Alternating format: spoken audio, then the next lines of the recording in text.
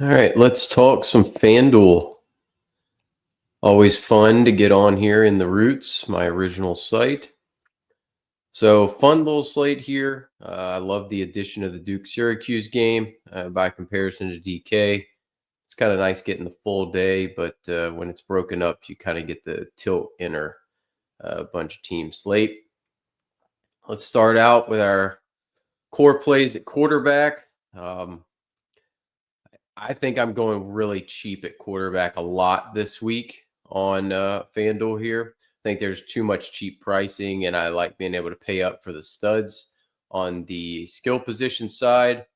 So, core play number one. This is the one I'm going to play. I'm planting my flag on some guys that are going to need a bounce back, but I'm less confident in the core plays at quarterback, we'll say, but I'm going to plant my flag first with Lenoris Sellers. The man has negative yards rushing the last 2 weeks. What is going on? What world are we living in where he has a total of, what is that, less than 50 yards rushing? It's less than 30 yards. It's like 17 yards rushing on the season for an athletic freak. Now, he looked great throwing the ball last week against Missouri. At 8,200, I don't see how you can't take a bunch of shots. I know Kentucky's a decent defense, but at home in South Carolina, I like the matchup there. I think he's a very good play at 8,200. I'm going to have a hard time not wanting to get some of this, but there's three exceptional plays below 9K, below 8,500, really. All right. Second guy. This, I am planting a flag. I'm taking Dante Moore. I think Oregon wins this game outright. I think Moore has looked absolutely phenomenal. There is some chatter that, hey, he hasn't played a tough road game in 3 years. Well, he hadn't had a chance. So, yes, he did look terrible when he was at UCLA as a true freshman, playing at a very good Utah team in Rice-Eccles. Very tough place to play.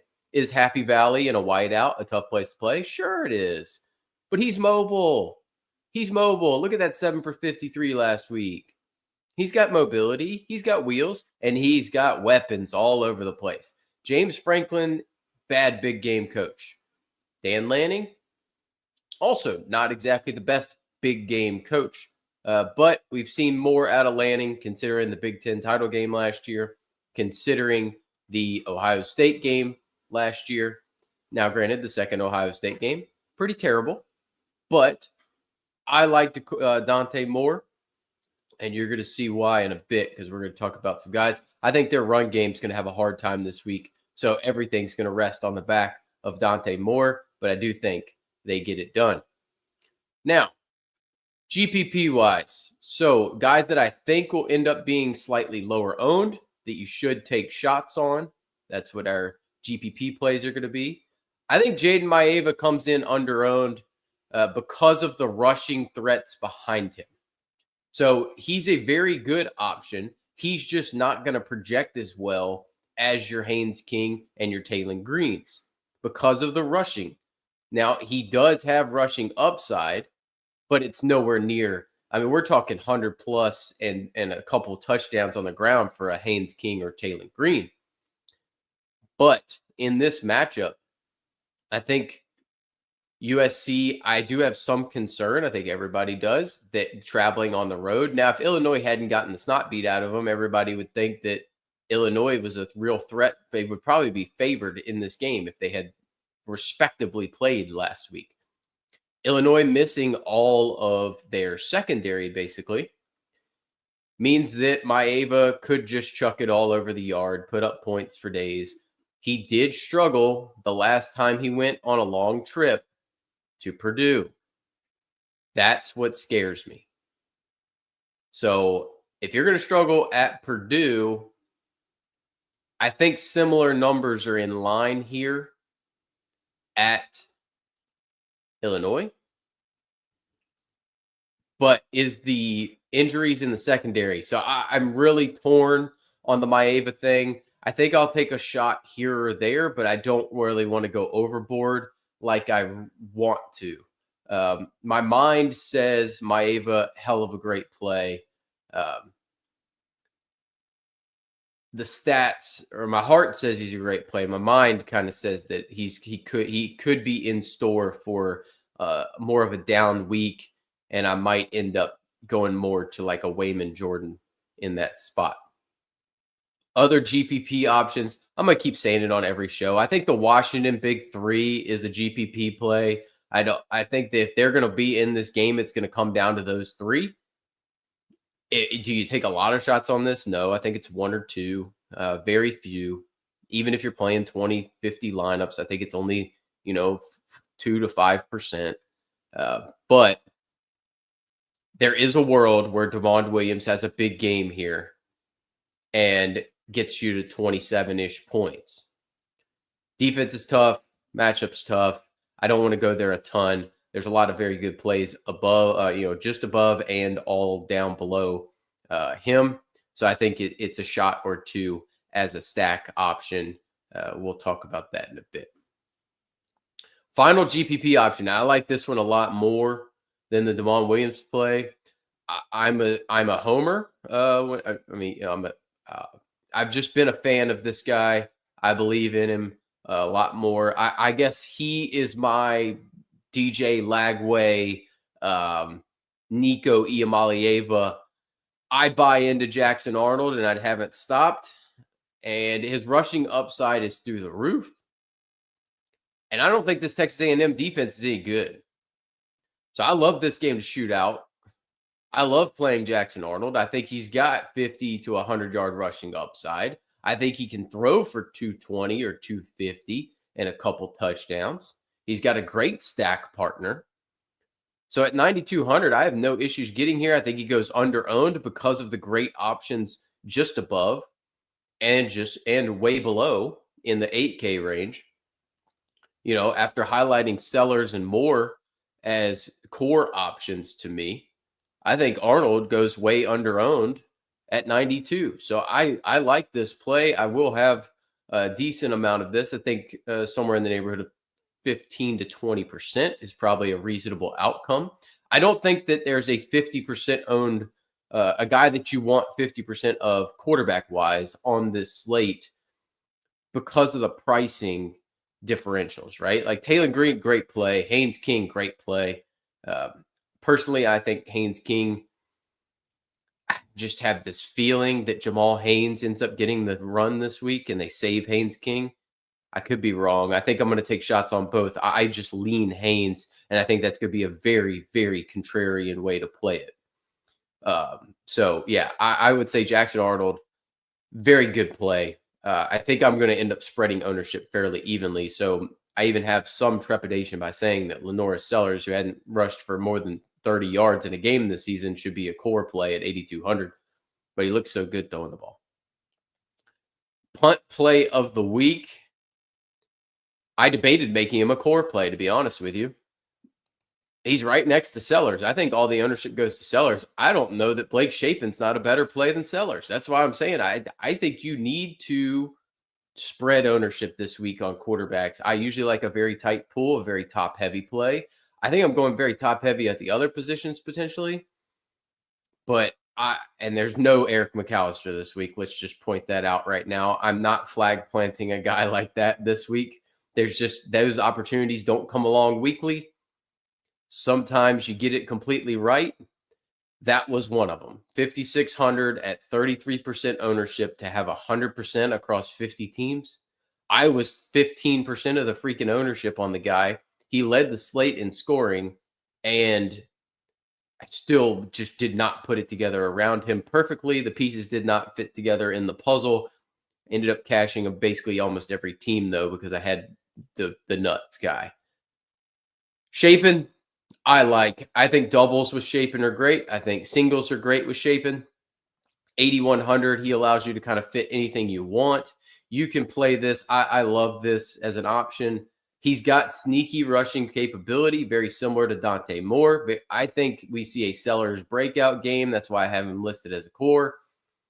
I think Shapen's a great play. I think we see a very similar game to this Arizona State game, he approaches 3x value. And on FanDuel, given the pricing, you're looking for 3x value, whereas DK is more of a 4x multiplier for me. So, rest of the pool. I've mentioned them a couple times. Haynes King, Taylor Green, great plays. If you get there, if you got salary, go right ahead. If you got a feeling that Haynes King's a great play, you want to pair him with Damon Claiborne, it's a good stack. It's not a bad issue. I wouldn't play any of the wide receivers necessarily with him.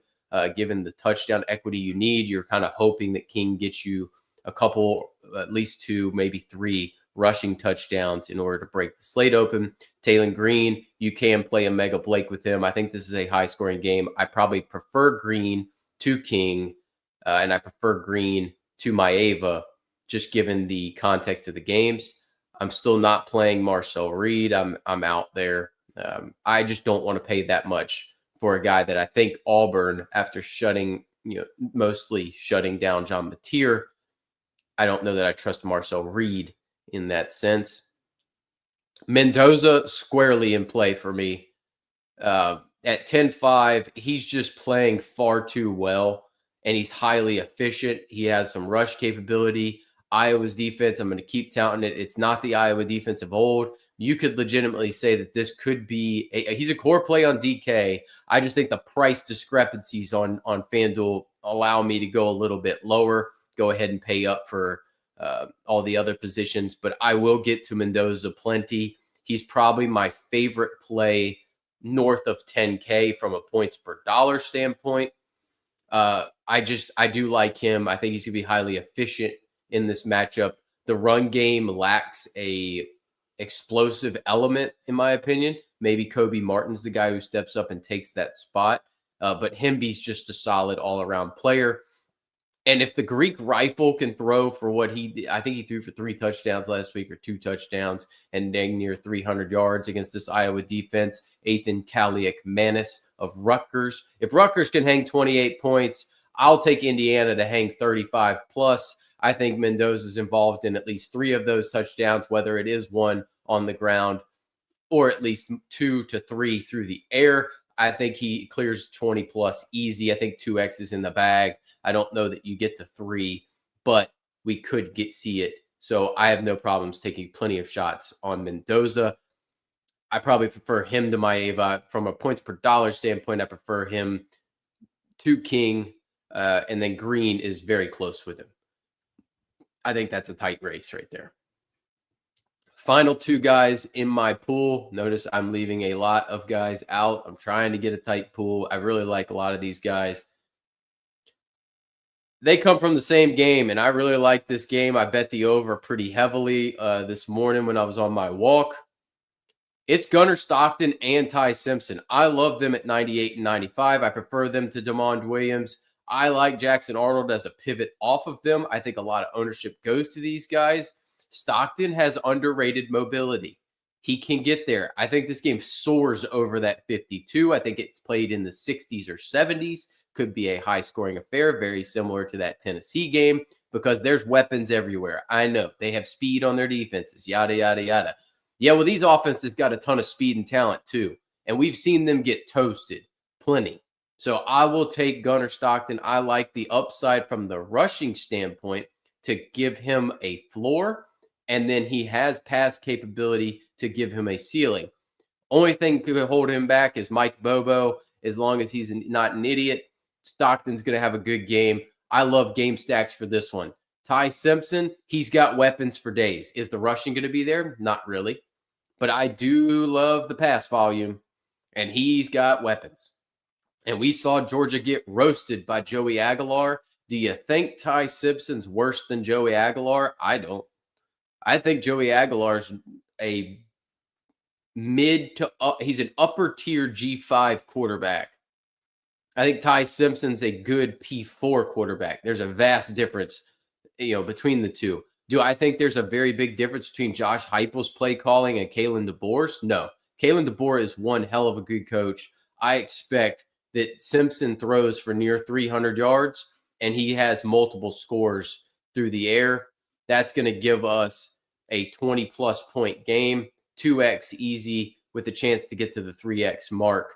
Do love that play as well. That's why he's in the pool. So I'm going to end up getting to a lot of 8K guys and a lot of 9K guys, and I'm just going to figure it out. Maybe I want to get up to those 12s. I might not even touch my Ava given the circumstances now that I even consider talking about it. Running back wise, I mentioned I want to pay up. There's a reason. Jeremiah Love's getting just an absolute ton of work. Look at the touch counts the last 2 weeks. Ever since that Miami game where they didn't use him and I've lit a fire under them and Mike Denbrock for being stupid and not using him, they're starting to use him. So I expect Jeremiah Love to carry the tote again. He's going to get a ton of work. He's the highest raw projected running back on the slate for a reason. I like Love. I think he's a great play. Even at 11-2, we got plenty of salary to make it work. No issues whatsoever. I'm going to ignore Keelan Lacy. I know he's getting all the work in that backfield. I think that's a lower scoring game, and I don't trust Lacy to be able to move the football against Miss Kiffin's boyfriend and friends that are going to be out there. Wayman Jordan. Oh, no, sorry. I'm talking core plays here. He ain't a core play. Core plays are cheaper. Jeremiah Love, core play number 1. I do like Wayman Jordan, though. We're coming back. Core play number 2. I love Nick Singleton in this spot. They have not thrown the ball to him whatsoever. He is absolutely explosive. He hasn't had to do anything because they haven't played anybody. It's the MO. It's the impetus of this offense. Get Nick Singleton the ball. I would love him a lot if Kaytron Allen was out, but he's not. So I love Nick Singleton. Nick Singleton's the most explosive player on this Penn State offense. Drew Aller still not getting it done. It's going to flow through Singleton first, Kaytron Allen second. That is your top 2 options. Kotelnicki, widely known for his run fits. I think he does give them fits with that. And if the tackles struggle with the edge rush that Oregon presents, they're going to throw screens to get behind them. They're going to throw flat routes, things like that, to get Singleton in open space. Singleton, 8,500, far too cheap. He should be an upper 9s or 10K plus player. He's a core play. Similar to Jeremiah Love, where he did not get the work early in the season. He was a DraftKings core play. He's also too cheap on Fanduel. I'm going to have way too much Le'Veon Moss. He went from 3, he was working his way back. 10, working his way back. Oh, hey, we got a real opponent. Here's 20 carries. He's your goal line stud. They have a bunch of guys that aren't physical weapons on the outside. They have a lot of slot wide receivers on the offense, like more of these dainty crossing pattern, not like post up big threats in the red zone. And I don't know that I'd really want to trust Marcel Reed to throw the ball in the red zone either. Le'Veon Moss is going to get the heck of it. He's going to run the ball in the red zone. And I just don't see how you don't love Le'Veon Moss at 8,200. Is his points per dollar great? No, not really. But he's still very good. And I love the touchdown upside for him in this matchup with Auburn. I think the best thing you can do with Auburn is run right at them. So I expect Moss to get the rock and run straight at him. Love his price at 8,200. I'm going to have a really hard time getting off of like this small crew that we're going to talk about. All right. GPP, lower owned guys. I'm going to talk about Jonah Coleman for a second. I think he's just been absolutely unreal. He's leveled up. He gets almost all the work at this point. He's been very good. His numbers show it. This is one of those, I want to play him to an extent, but it's limited, very similar to DeMond Williams. I'm willing to take shots. I think there is a world where you play the big 3. I think that's going to end up being my exposure because I don't know that any one of the big 3 for Washington is enough going off to get it done. So they're all 3 going to have to just go insano mode in order for Washington to get it done, but they all can. And it's a very concentrated offense. Like we mentioned yesterday, it's a very much so kind of feels like the old school Steelers where you have Big Ben as the top 10 quarterback. You get Le'Veon Bell catching all these balls from Big Ben, and you got Antonio Brown out there. Not that Denzel Boston's Antonio Brown from a talent or mental capacity, but it's an interesting play there. So, second GPP play. It's going to be a pivot off of a core play. Why wouldn't it be? Kaytron Allen. Kaytron Allen's not going to be utilized like Nick Singleton in the pass game. That matters more on DK than it does on Fanduel, half point versus full point. He's not nearly as explosive.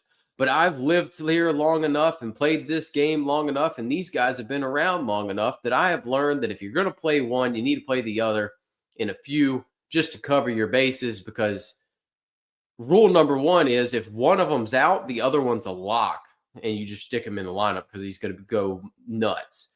If they're both healthy and you like one, you need to play some of the other, because Kaytron Allen could easily just pop 3 touchdowns. This is not a Jeremiah Love, Jadarian Price situation. This is a very much so every time Nick Singleton touches the ball, Kaytron Allen's probably going to touch the ball. It's just Nick Singleton's efficiency is going to be far more through the roof than Kaytron Allen, and he's more likely to take a touch 50 yards, whereas Allen more so a 20 to 30-yard chunk play guy. Last GPP option, and this is by far and away my favorite. If I'm flag planting somebody as far as I'm going to put my name on them and I think the rest of the field fades them, and this is going to end up being my advantage spot, I think this is it. I'm going to take shots on Carson Hansen. The man was a touchdown machine last year. I already read a write-up earlier. I'm going to go right back to it. I'm going to read exactly what they said, because I couldn't disagree anymore. It said, fade Carson Hansen. You couldn't pay me to use Carson Hansen this week with Abu Sama healthy and active. His usage has been sporadic as it gets, and he can't be relied upon to score around the goal line. He has 0 touchdowns on the season. Well, we would have said that about Eric McAllister last week. I think Hansen scores 2 touchdowns in this game. I think he clears 100 yards. I think Arizona sucks against the run. I think Iowa State's going to run the table for a good long time. I've been touting it, saying they're going to be 9-0 eventually. Give me Carson Hansen to be far too under-owned because he hasn't found the end zone yet. He will be the goal line back. Abu Sama still just a flabby thing out there. He just does not look right. He does not look fast. He hasn't looked great since the one time he was very good in Snowmageddon and Farmageddon. I like Carson Hansen. I think he has a monster game. I think Arizona's not great on the defensive side of the football. This is not an explosive offense because the wide receivers aren't great. The tight ends do score. I love Rocco Becht. I did not talk about him in this game for a reason. I love Carson Hansen. He is by far and away my favorite GPP play. And at 7K, he's an absolute bargain, especially once he scores 2 touchdowns. I think 21 points is a very possible outcome at 7K in this spot. I'm going to have a lot of him. He's my 4th favorite back behind Jeremiah Love, Nick Singleton, and Le'Veon Moss. All right. Rest of my pool. Wayman Jordan is a fabulous pivot off of this USC passing offense. Everybody's going to kind of go there. He's getting a lot of work. Eli Sanders isn't coming into these games until they're out of hand. He's explosive. He's very good. I think he finds the end zone here. You could be in line for a 20-point game. He's just more of a 2X guy. I don't think he's a 3 or 4X guy in this spot. I do think he's a good pivot, though, off of the Jeremiah Love chalk. I think a lot of people are going to end up on Love, Singleton, Moss more than likely. I do like Wayman Jordan here. You want to talk pivots? The ultimate pivot is get off of Nick Singleton. Go to Jamal Haynes. He's explosive. Wake Forest, not very good. Yes, the touch counts have been a little bit limited. They haven't needed him. And in big games, it's a lot more Haynes King. They utilized Haynes last week. He's explosive. He has this capability to pop off. Every time we've had a Georgia Tech game on the slate, it's typically been situations where Haynes King's going to be needed, or in the opening game, he was needed on the road. They're going to limit touch counts for him here, or, for Haynes King where possible. Harken back to the North Carolina game last year. That's a perfect game script for a Jamal Haynes. Jamal Haynes can rip a 75-yarder at any point in time. So I think Jamal Haynes is a fabulous play in this spot. If you want to bet against the Nick Singleton thing, I have them both projected very similarly. So I would expect we see a pretty, I think most of the ownership goes towards this bigger game. I think Jamal Haynes comes in under owned. He's a great pivot off of Nick Singleton. Fabulous way to play that.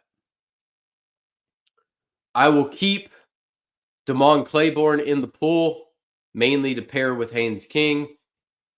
He's going to just have to get there on volume. But if Georgia Tech's going to get pushed in this one, it's going to have to come on the back of Claiborne. Robbie Ashford, terrible quarterback. Don't recommend. All right. 3 guys sub 7K that are going to be your punts. I'm going to go Roman Hemby as the first punt. We mentioned it. If my guy Mendoza does not get there, it's going to be on the back of Hemby managing to find the end zone. I think it's a risky play. I don't think you need to go here. I think I'm going to end up with Carson Hansen being the lowest I'm willing to go. I don't hate Hemby, though, if you had 6,400 and you had to get there. Similarly, the most explosive player on this Duke backfield is by far and away Nate Shepherd. And I think he's going to continue to get more work as the season goes on. Anderson Castle had more points last week, mostly on the back of a really long touchdown run late in that game against NC State. I expect as the season goes on, Nate Shepherd ends up getting a ton more work. He's just been the far more explosive player. 5,700, it could pay off in spades. Maybe I probably prefer this to Hemby. I'm going to prefer this to the other guy. I might take a shot here or there if I want to pay up to get some quarterbacks. I do think Nate Shepherd is going to eventually just have a game where he snaps off 150 yards and 2 touchdowns on 15 or 12 touches just because of how good he is. I do like the player for sure. Last guy, I mentioned it, Abu Sama. If you want to fade me and go against the Carson Hansen call, then play Abu Sama. Good morning, JB. I'm not going to play Abu Sama. I mentioned it. I'm playing Carson Hansen. I think Carson Hansen is my favorite point per dollar running back play. I'm flag planting that one. I'm going to lay it on the line for that. But, he's the 4th favorite running back and not the top 3. I would go heavier exposure on Love, Singleton, and Moss. Carson Hansen is my 4th favorite play at running back. Probably going to end up out on Abu Sama. I'd rather just play Nate Shepherd and get some explosive capability. Wide receivers. Once again, I mentioned I want to pay up. Jeremiah Smith. He's too good. He's the best player on the field every time he steps on the field. I mentioned that up with Cam Coleman a good bit. But this is the one exception to Cam Coleman. This dude is a freak. So if they're going to win this game, they have a lack of a run game, a very big lack of a run game. I think Bo Jackson should be getting a lot of carries, much more than James Peoples, much more than CJ Donaldson. I like him as a punt play on DK at 3,100. Jeremiah Smith is an absolute stud. I just think the upside is unmatched and the floor is unmatched. So 100 yards and a touchdown is almost a given every week. So it's hard to kind of take get away from that. I refuse to play Mario Craver at 10-5. DK, he's a core play, but I'm not playing that. So just pointing that out right now. All right, your other core plays. I'm going out on a limb on these. I could easily just stay up here and say Mekhi Lemon. He's a great play. I could stay up here with your Elijah Surratts. I want to get you some value. Now, I mentioned that there's not – I'm going to take the same route. I mentioned there's not, an Eric McAllister. There's not. I'm going to take the same route I took on DK just to be fair to myself because I think I think Anthony Evans is a better play. I do not like Auburn running backs, JB. I'm just not an Auburn running back guy. I can't buy them. If one's out, I'll play the other, right? If Alston's out, I'll play Cobb.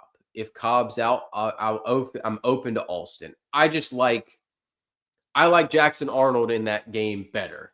I prefer playing it through Arnold and Coleman just because I like those guys. But that's personal bias, I guess. I'm going to do the same thing I did on DK. On DK, Anthony Evans is priced more, and I ended up saying that Brennan Thompson's a better play. On FanDuel, Brennan Thompson's priced more, and Anthony Evans is going to be the core play. I think Brennan Evans fits this scoring model, and I think he should be a core play. He's more of the big play threat, but they get a very similar amount of targets. So I'm going to say Anthony Evans is going to be the core play on FanDuel. You know, he comes in at 1,000 cheaper at 62. I like the volume. I think he can find the end zone. This is going to be a game very similar. I love the doubles with Blake Shapen. So I have no issues. I think Mississippi State's going to be able to chuck the ball all over the yard. I think they struggle to run the football. So Anthony Evans is going to come in as the core play, but know that if you've got the 1,000, go pay for Brennan Thompson because he's more of a big play downfield threat that can pay it off a lot faster. Final core play, and this is going to shock people. I am certain of it. I'm taking Kenyon Sadiq. Who is going to be the best athlete on the field in this Oregon-Penn State game? It's this guy. He is a freak of an athlete. Have the yards been there? No. But he scored in 3 out of 4 games. FanDuel's a touchdown game. The tight end in a Penn State-Oregon game makes a ton of sense. Penn State doesn't have the tight end this year to make that happen. Oregon does. This is your Tyler Warren.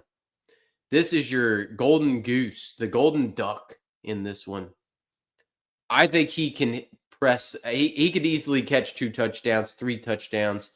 He's going to be schemed open. He's going to catch a ton of balls in this one. I love this play. I'm going to get here a good bit. I don't think you need to, but I will get here. I don't think you need to go down this far. I would prefer to leave it to the Mississippi State guys, but if you need 6K, I want to play Kenyon Sadiq. I will have shots on him if I want to pay up. I just don't think you're going to end up needing to in the long run. All right. Let's go GPP options. I'm going to keep going with the theme here. 9,200, Denzel Boston. Like I said, I love the big 3 in this matchup with Washington. That's where the production comes from. You want to take a shot there. I think you play all 3 in one lineup. Have fun with it. Second guy, just mentioned him. It's going to be Cam Coleman from Auburn. I love Jackson Arnold as a dart throw. I love Cam Coleman with him. I like Cam Coleman as a standalone play. He's very good. He's scored in back-to-back games. I think he clears 100 in this one. I think he gets a touchdown. This is going to be a play where I think it's possible at 7K he could outscore Jeremiah Smith. His upside's there. Multiple touchdown upsides there. He should have had a second touchdown last week against Oklahoma. He's playing out of his mind right now. I love the kid. I think he is a fabulous play at 7K. He could have been easily a core play very reasonably. Third guy I'm going to put, I debated what I was going to say about him, but I'm just going to talk about him now. I know he's questionable. I know he missed last week. I think he's healthy enough. He's going to play this week. I'm taking Jacoby Lane as a GPP option at 7,900. I think everybody gravitates to Mekhi Lemon. Lemon's going to get a lot more of the volume. Lane would be the one guy that I feel most comfortable playing without Maeva because his touchdown equity could be through the roof. I talked about it in the preseason. Lane had, I believe it was 6 touchdowns over the final 3 games. He had a 3-touchdown game. Maybe it was 5 over the final 3 games with Maeva with a 3-touchdown game in there. And it was on 3 catches. So he's your big play threat in this one. Given the lack of defensive backs that Illinois is going to have, I like playing Jacoby Lane. So he is a GPP option at 7,900. Let's talk about the other plays in the pool. The pool is fairly good sized, but we'll see. Mekhi Lemon mentioned it. He's a fabulous play. He's getting a ton of volume. It's hard to go away from him. Really like him in this spot. But that's buying into the fact that I think they're going to be able to throw the football. Still a little nervous on that. I'm not going to say Chris Brazzell. I might get there on Fanduel, on DK. Maybe you want to take shots on Brazzell. I'm not going there. I just can't pay 9,800 for a guy that I don't trust whatsoever. He's burned me far too many times, even when he was at Tulane, for me to want to go there. I'd rather just spend up for Lemon. I'd rather spend up for Jeremiah. If I got into a situation where I've got 9,800 left or 9,900 left or something where I'm in this range, sure, I'll go there, but I don't want to. He's not in the pool. Same thing, Amari Cooper. I don't trust him. I will keep Elijah Surratt in the pool, but that's just because of heartstring things. I'll leave him in. He's my favorite guy to stack with Mendoza. If you're playing multiple Mendoza stacks, I don't mind doing a double, and I don't mind playing Cooper or Elijah. That's your decision. Feel free to make that. That's your call. I love Ryan Williams and Jeremy Bernard. They're both in the pool. I love them as a double stack with Ty Simpson. More on that in a minute. But Ryan Williams, great player. He dominated Georgia last year. I think most of the ownership flows to Ryan Williams. Yes, he had 31 points the last time they were on the field. People keep doubting this man. He's consistent. He's just consistent. Ryan Williams, sure, he's got a higher ceiling. He could get you 30 points. He could. I know Jeremy Bernard's going to get me 20, but I don't know that Ryan Williams is going to get me 15. Ryan Williams might get me 5. Maybe all the secondary decides, hey, we're going to cover Ryan Williams, and then Jeremy Bernard just beats you up all the game. I've said it since the middle of last year, since the Georgia game last year. Jeremy Bernard in if we look at the overall stat lines since Georgia last season from a year ago, Jeremy Bernard has been better than Ryan Williams since that game. He's just consistently been good. So I have no issues playing Jeremy Bernard over Ryan Williams. I have no issues playing Ryan Williams over Jeremy Bernard. I have no issues playing both of them. I think they're both great. Play them both. They're fabulous plays. I think that game goes over. Like I said, I bet a good amount of money on that game going over. Omega Blake. If you're playing Taylor Green, this is your top option. He should have had a touchdown last week. He should have had a second touchdown against Ole Miss. I'm going to keep touting him. He's getting like a 28% target share. He's the clear top option in this offense. You can play Taylor Green by himself. You can play Taylor Green with Omega Blake. You can mix, match, stack however you want. He's a good play. Y'all know I'm not skipping over Cooper Barkate. I play him. I love him. He's a great player. Syracuse stinks. Syracuse got roasted by Bryant Wesco. This is not Bryant Wesco. Do not get my words mixed there. I do love Bryant Wesco. He's my favorite ACC wide receiver. Barkate, very close second probably. I do love the kid. I think he scores this week. That game's got shootout potential if you want to take a lot of shots. Speaking of that, Jonte Cook's questionable. Darryl Gill is going to be in the pool. Justice Ross Simmons got the most targets from Ricky Collins, albeit the sample for that was about 5 passes, and he got 2. I went back and literally looked at the entire game log for that once Ricky Collins came into the game. Ross Simmons got 2 targets. That led the group. Darryl Gill got 1. Jonte Cook got 1. And Dan Villari, the tight end, got 1. I think Ross Simmons is a decent play. I think this game you can play it to shootout. I wouldn't play Minson necessarily. Yeah, I think JRS is a solid play this week. I think at 8,100 he's a fine play. I think I'm going to probably note that I'm going to want a Duke Q's. Let me note that now. I'm going to make a Duke Q's game stack just because I think it's interesting. And I need to look at Ricky Collins' numbers. I don't think Ricky Collins is necessarily the most mobile player, but he's interesting to some extent. All right. Aaron Anderson, he's the only guy, and it's only on FanDuel. He's the only guy almost in this game that I've even considered. I just think this game is just a nightmare. I know this game's usually an over game. He's the only consistent weapon. I do have concerns with this LSU offense. I don't know that Caden Durham plays. He scares me. I'll maybe throw some Aaron Anderson in there, but he's very much so low on the totem pole for me. I don't know. There's something wrong with this offense right now. I don't particularly want to get there. I think you can. Beatty, you could get there, but I don't think the touchdown equity's there. Singleton, he's fine if you want to do Jackson Arnold doubles, but I much prefer Coleman, so I wouldn't get here. The next guy in play for me, I love Decorian Moore. I think he's a great player. He's got massive upside. This is why I love Dante Moore. I think you could play doubles with Sadiq and Decorian. Decorian's the best freshman wide receiver in the country. Can't tell me otherwise. He's going to be a very good player. He's the number one option in this pass offense. I think he's in play. You know what? I'm just going to take Aaron Anderson on my pool. There you go. He's been deleted. Goodbye, Aaron Anderson. You will not be missed this week. Zach Branch is going to be in the pool. He's explosive. And I think that that's where you get the difference maker. There are athletes on the back end of this Alabama defense.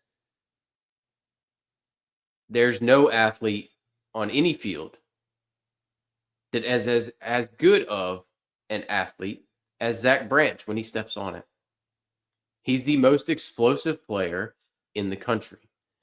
So I love him at 7,400. I prefer Decorian Moore and other players around him, Brennan Thompson, guys I mentioned. But if I'm going to get pieces to Alabama, my bring back is going to be Zach Branch, most likely.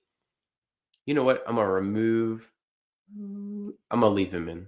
I was going to remove somebody, but I'm not going to. So we talked about Thompson. We talked about Coleman. I think they're great plays. We'll have plenty of them. I love that 7K range, as Metro Boom mentioned in the chat. 7K range is very good. You need to get there? No, not really. But you can go up top and go in the 7K range. 8K range is good too. Some good guys there. Malachi Fields, I'm going to keep in here. I think there is a world where he gets 100 yards and a touchdown. He got a ton of targets in this A&M game. This game feels very A&M-like to me, where they play up in pace. And Malachi Fields gets some really good amount of targets. How many targets did he have in that game? Can I see? See, they don't show the targets on FanDuel. That's the problem. So anyway, I think he had 9 or 11 targets and caught 5 of them in that A&M game. I think we see something similar where he approaches double digits. He's the best wide receiver. Don't let other people tell you Jordan Faison is. It's not close. No way. No how. Colby Young, I'll keep him in the pool. He was the one I was debating taking out. I think there is the ability where they use a big, hefty wide receiver. Colby Young presents that. I don't mind getting there. If I'm going to say that game's going to go over, then I need to play some Colby Young and embrace it to an extent. Jonte Cook, I mentioned, is questionable. Mike Matthews, if I'm going to play a Tennessee wide receiver, I might go here as the bring back for the Mississippi. Well, I don't think you need to. If I was going to play, I need to make a decision if I'm playing a Mississippi State double. Do I want to go Brazzle? Probably. Because they're so cheap and because the quarterback's so cheap, I think Brazzle was probably the right play. I was going to say Matthews, but I kind of removed him from the pool too. Don't like him that much. Daryl Gill, I do like. He's explosive. The game that's not in here is the FCS game they played. He had 140 yards or something, like 5 for 140 and 2. I think Gill's in play. Gill's explosive. You can go there. I do prefer Evans in that spot, but I do think, and I prefer Sadiq, but Gill is in play. You should definitely keep him in the pool. All right, your punt options. Eric Rivers, I like. I think Eric Rivers could score. I probably should keep him in the pool, but I can't trust it. I'm not there. Punt options. I'm leaving Dan Villari in here. And there's a sneaky reason. He's going to catch balls. You've seen the floor here at 5,900. I think that's the floor. What I don't think we're accounting for is, do they go to a wildcat package with Ricky Collins being the quarterback and having Dan Villari in around the goal line to get him some rush attempts? This game shooting out has the capability for Villari to run that goal line quarterback and get a rushing touchdown. I think we're not accounting for that in projection.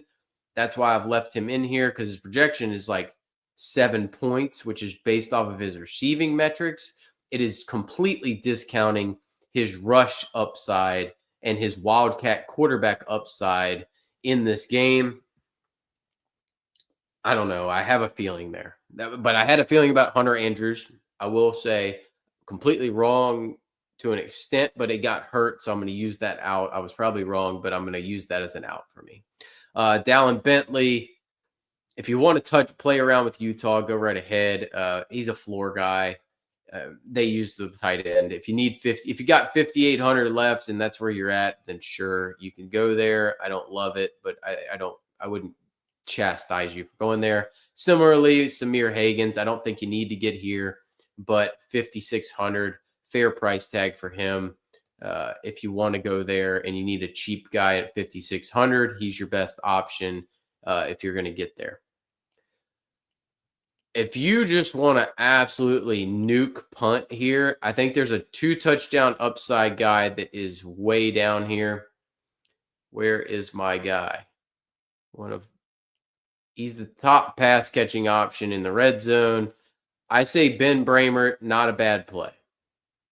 Numbers really haven't been there, but Iowa State numbers haven't really needed to be there. I think you can go here if you needed a absolute nuke punt play.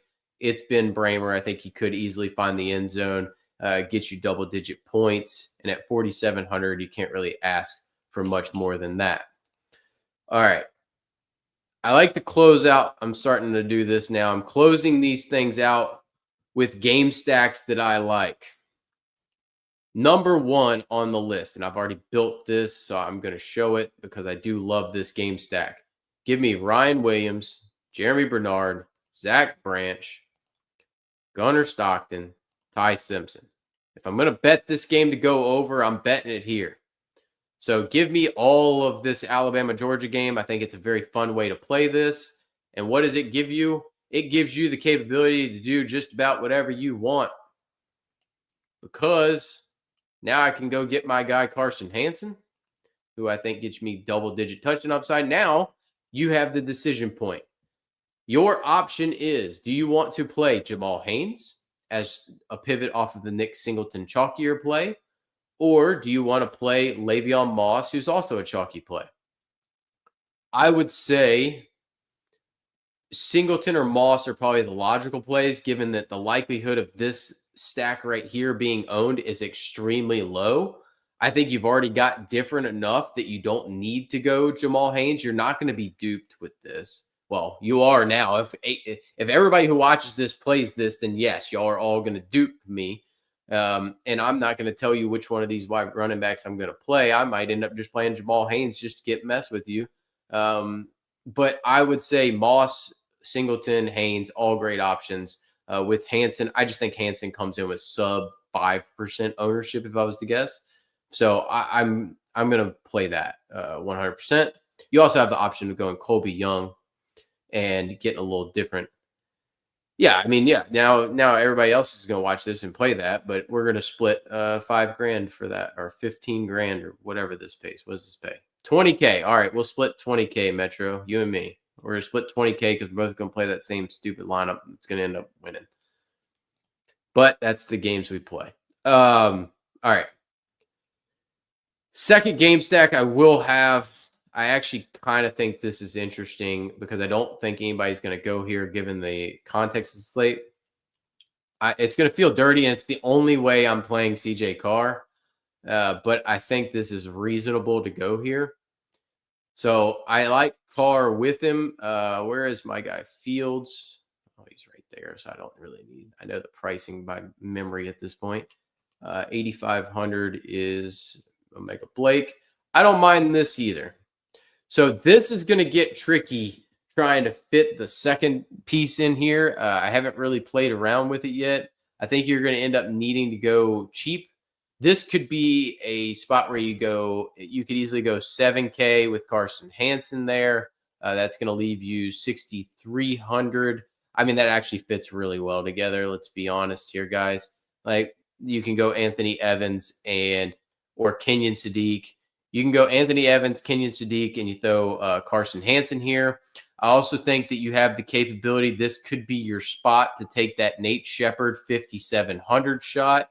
That should leave you 7,600. So that would leave you 7,600. Like we mentioned, the 7K range is pretty solid. That could get you to Corey and Moore, Zach Branch, Brendan Thompson, all viable options. Cam Coleman, great option as well. So that's viable. You can make that work, certainly. All right. Other way to play here, I do like next game stack that I'm a fan of is going to be the double with the single of Mr. Singleton, pun intended, and my guy, Dante Moore. I love this game stack as well. It's very easy to fit, plays well. You can go very easily with any kind of quarterback wide receiver combo here. It would be a very good way to play it. Any quarterback wide receiver, and then select your running back to play. Very easy. Go with a skinny stack. You don't have to make this like we're going to play this and this with, and then correlate with the running back. I think you just pick your favorite. Correlation is overrated to an extent, but I think that is going to be a model right there that I'm going to play a good bit of and mix and match. I bet I have 5 to 10 teams, probably 5 teams with a different variation of quarterback, wide receiver paired with a running back mixed in. All right. Let's see. I don't know that I'm going to play this, but I think you can. I think people are going to play this. This pass offense is so concentrated that it's hard not to have some of this. I just don't know that I even want to bring it back. Like, do I really want to play Beatty here? Probably not. I think if you're playing this, you just play it by itself. You don't bring it back. And I'm fine with if you want to play it. I just don't love it. You know, maybe this is where you go with like a Shapen Evans, that 8,100, 6,200, because that should be able to give you enough room at running back. If I was going to bring this back, it wouldn't be with a wide receiver, and it would be absolute puke show of Caden Fagan at 7K. I don't want to do this. I might one time, just to cover my bases in case I'm right, that is the possibility, because I think they could get off to a slow start. Illinois just tries to run the football. And yeah, that could be it. I was going to say Auburn double here, but I don't think I'm going to. I don't think you need to play the double. I think it really should be a single because of the Jackson Arnold rushing upside and because of the Cam Coleman touchdown equity. I think this is a very popular way to play that game. I like that a good bit. Have no issues going here. I think this is also a fun way to play like a Simpson double, Ty Simpson double here with you get a little Auburn, Alabama. What more fun could it be than to win a GPP with an Auburn, Alabama stacks? I like irony in some of these, so that would be fun. I have no issues doing that. I got no problems with that. Let's see. The next one I wanted to highlight. I like is the Mississippi State doubles. We've brought it up routinely. I think it's a very good salary saving option. It's really going to allow you to kind of do whatever you want up here. I think if you can go to Sean Bishop if you really want to. I hate he got 15 carries against Georgia, but I do hate the play there. I would probably prefer to go Brazel. You've got the money, just use it. Yes, yes, David. The upside of a quarterback. So to give you an idea, here's what I'll tell you. To give you an idea from a projection standpoint. So David asked if you should always use a quarterback in the Superflex. Yes. Here's why. So based on projection for this, I have one wide receiver that projects for more than 20 points. That's Jeremiah Smith. One running back that projects for more than 20 points, Jeremiah Love. They're both priced at 11.2 and 11K. In my pool alone, there are 9 quarterbacks that project for more than 20 points. And that's me removing guys that probably project for more than 20 points that I just don't want to look at in my pool because it muddies everything for me. But Haynes King, Taylon Green, Jaden Maeva, Mendoza, Ty Simpson, Gunnar Stockton, Lenoris Sellers, DeMond Williams, and Jackson Arnold all project for more than 20 points. Blake Shapen and Dante Moore are a tenth of a point from being there. So all 11 quarterbacks that I have project for more points than almost any skill position player.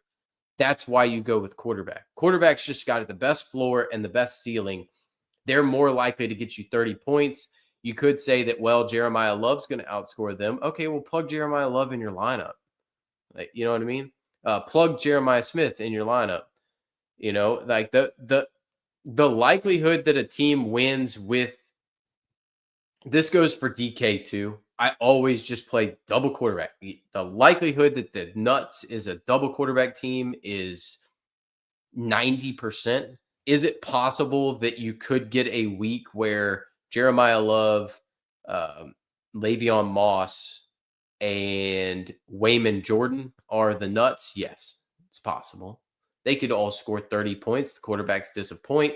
The likelihood is, though, is with the way that I would say that with the way the game has changed and how much quarterback run is involved, it's made it more so where you need more emphasis on the quarterback position. Certainly. It's a great question because I think it is a common mistake that people make is playing too much non-quarterback flex on short slates like tonight on the Friday slate, which Jay Whitty wanted me to talk about it. I will talk about it in a second. I'll give a quick overview. I haven't switched to TK, but I'll give a quick overview for it. All right.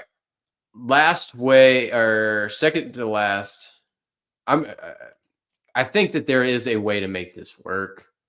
I might do one of these just to, similarly to DK, right? I'm going to do this just to cover myself off in case. I love this. It's just fun. You know, you can easily get there. You can get there easily. I bet you could play Carson Hansen and still get there. You can play Anthony Evans. Does that work? No, that's 7,700. So you can't get there. I was going to say I wanted to play Anthony Evans and I wanted to play a Mississippi State stack with it, but maybe you can't get that. But you can always go down to like a Hemby here and make that work. Or you can go down to my favorite punt, which would be Nate Shepard, and then that would work out. Actually, 8,500 should be 67.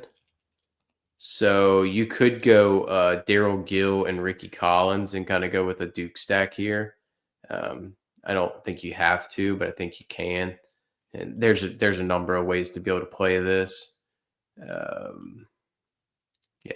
I'm just working through it in my head. But anyway, I don't mind that. And then similarly, like we talked about, I'm kind of off of, I think Mensa's too priced up in this spot for his upside. I probably prefer to take the Ricky Collins shot, given how Duke's performed. So maybe I would rather go there. I don't know. Maybe it's Mensa. Maybe the smart play is probably to go Mensa and then rip it with Barkate and bring it back with Ross Simmons and be very simple with it. Maybe go Nate Shepherd with him. I think that's a reasonable play. Daryl Gill in here maybe, but you can easily mix and match. I think that's not unreasonable to do that. All right. Let's take a look at this because Jay Woody wanted to. I think Nate Shepherd is a fun way to play off the board. Not my favorite guy, but I think it's a fun way to play off the board. All right. So I'm going to switch over. Sorry, I'm going to look at it on DK because Jay Woody wanted me to talk about this, and I don't know the Fanduel prices, and I'm not playing that slate, so I'm going to look at this one on here.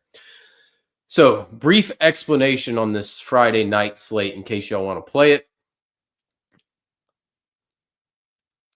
Castellanos projects very well. He's going to run. It's a good spot.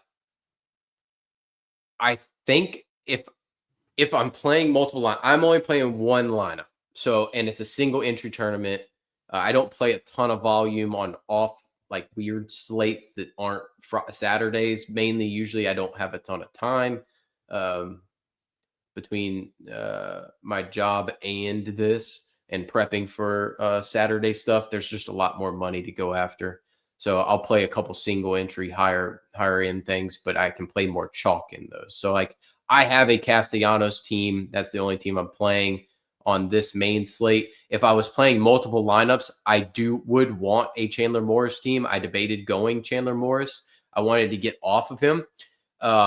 Taylor, I'm not playing any of the running backs for UVA. Don't trust it. No, thank you. Sawchuk is a lock for me.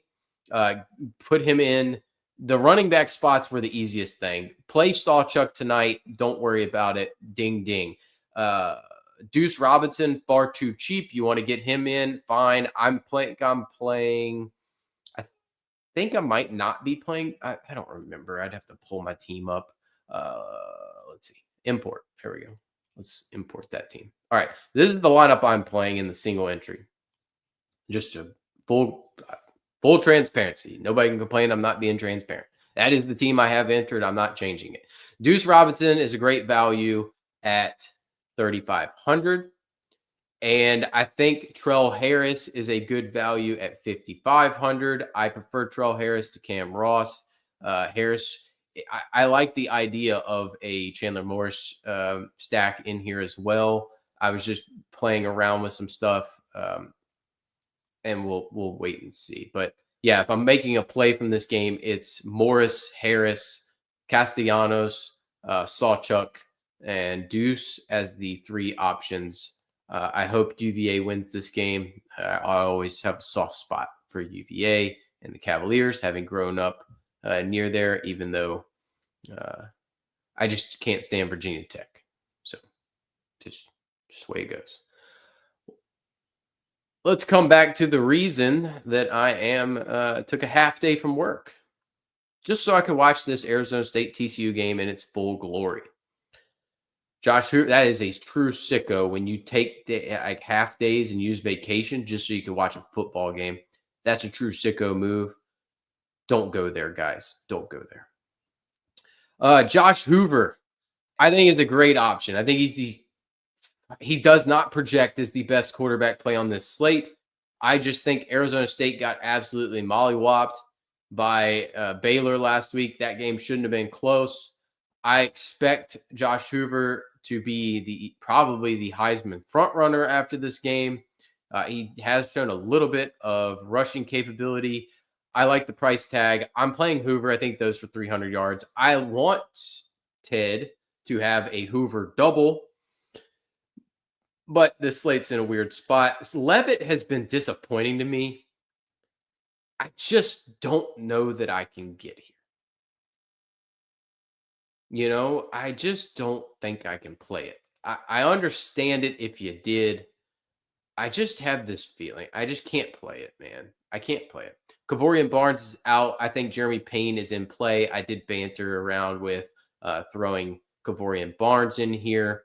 Raleek Brown is playing the best, but that's a 3-man backfield, so I'm not paying 6,200. Running back was the easiest decision on the slate for me. I'm going to keep riding with Eric McAllister. I know people will probably, all the ownership's going to go to McAllister after last week. And if you want to be the guy who says, I'm going to take a sub 10% owned guy or take the chalk out of it, play Jordan Dwyer. Play Jordan Dwyer because everybody's going to play McAllister after last week. I'm going to keep with McAllister because I believe he's the best player. Dwyer got plenty of targets last week to be successful. I really did want to do McAllister and Dwyer as a double because I think that's going to go under owned. But McAllister's my favorite weapon there. I don't mind getting Manjack. He's just a little more pricey than I would like. I did banter around the option of Tyson and Mateer because I could go Mateer over Trell Harris. I do just like Trell Harris in that matchup slightly more than Mateer. Personally, don't hate the DJ Rogers option as well. Not an Ed Small guy, so I'm out there. This game's fairly simple. I'm not playing Malik Murphy. Just X him out. I think Houston just goes in and handles business. Wegman, he's in play, but I would rank the quarterbacks on this slate. Probably Hoover. Let's go Hoover 1, Castellanos 2, Morris 3, Wegman 4, Levitt 5. I just don't like Levitt today, which is weird because I am the biggest Sam Levitt fan. Running back wise, like I said, Dean Connors is a lock. I think these two running back slots should be 100% owned. It's not close. It should just be lock and load. These two guys, they're the best two options. If you really want to get different, play Chroma over Sawchuk. I just think that's stupid. Hankerson lets me down every time I play him, so I refuse to play him, especially against a Houston defense that's got a decent run defense. Maybe you could convince me to play like a secondary Houston running back with Connors and try to stack it up that way. I don't love it, though. Similarly, Koziel's the tight end. He's the best pass-catching option, but I don't really want to lean into that pass game. Trent Walker, he's priced up. He's a very good PPR option, but I just don't know that the upside is there. Let's see. Has he scored a touchdown yet? Nope.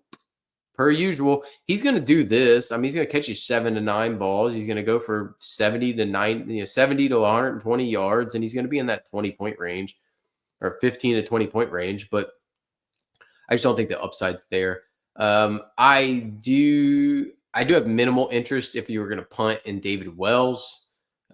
He's playing okay, so I have minimal interest in like an actual punt play. If you on the 2-gamer, I don't mind Wells as a punt option.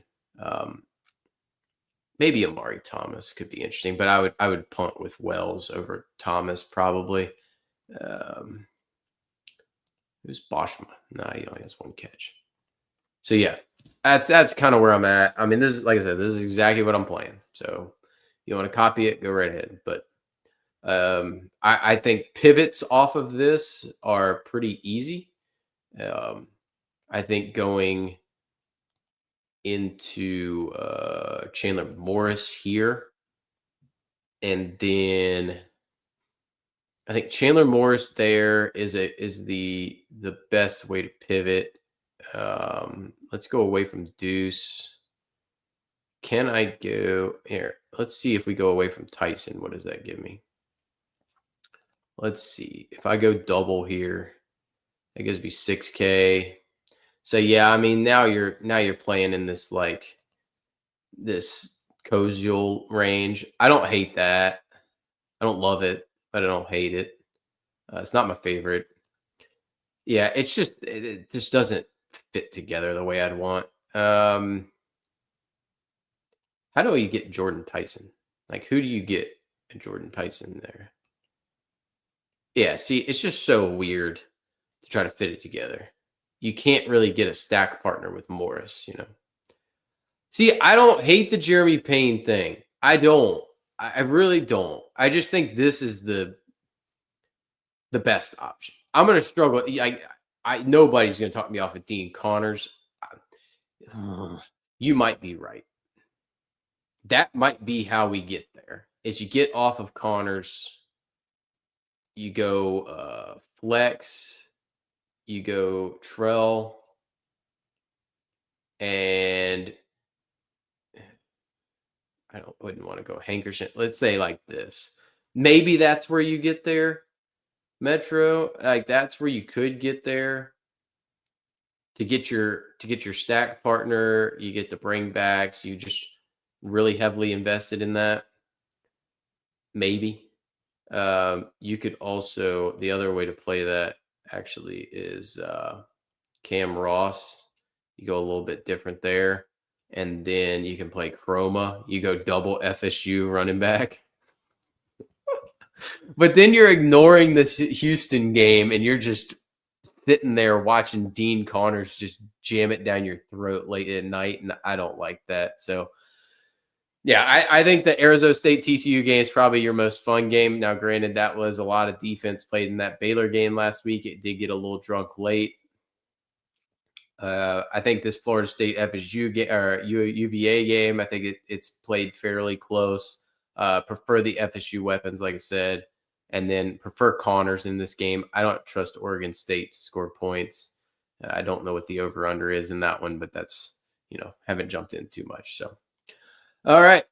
That's a long show. We'll be back tomorrow doing live before lock. There is some little things we're going to need to keep an eye on. Jonah Coleman, or not Jonah Coleman, Des Reed's injury status. He's questionable listed. Interestingly enough, to clarify something, I listed Keywan Brown of Louisville as a potential value option if Isaac Brown was out. Well, Keywan's listed as out on the injury report. Isaac and Duke Watson listed questionable. So the pinch point or the focal point of my morning tomorrow is going to be solely paying attention to the Louisville backfield and who the heck is active. Because if with Keywan now out, if Duke Watson's out, which I've heard he's more questionable than Isaac Brown, if Duke Watson's out, Isaac Brown's getting all the work. So he's going to be a lock and load play at 7,700. And then if Isaac Brown is out and Duke Watson's in, it's all Duke Watson show. And then Desmond Reed, I've heard it's on the wrong side of questionable. So it's just a lot of rumors floating around. We're going to have to wait for injury reports. So that's why I'm going to be live. And I'm going to try to build most of my teams, though, today, now that I have some extra time. I'm going to try to build a lot of stuff so that I can focus more on not having to build. So a lot of my night and my time over the next hour and a half that I have are going to be trying to build teams so that I can just pay attention to playing around and maybe making night slate lineups on DK tomorrow. So I will be back tomorrow. Everybody join up and look forward to chatting with you guys. Tomorrow is a really good day to ask a lot of questions. If any kind of like, hey, should I play this guy or this guy?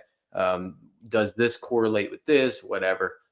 Feel free to ask away. And I will see you guys then. Y'all have a good day. Good luck tonight. Hopefully I'm a couple $1,000s richer when I come back tomorrow morning. See you.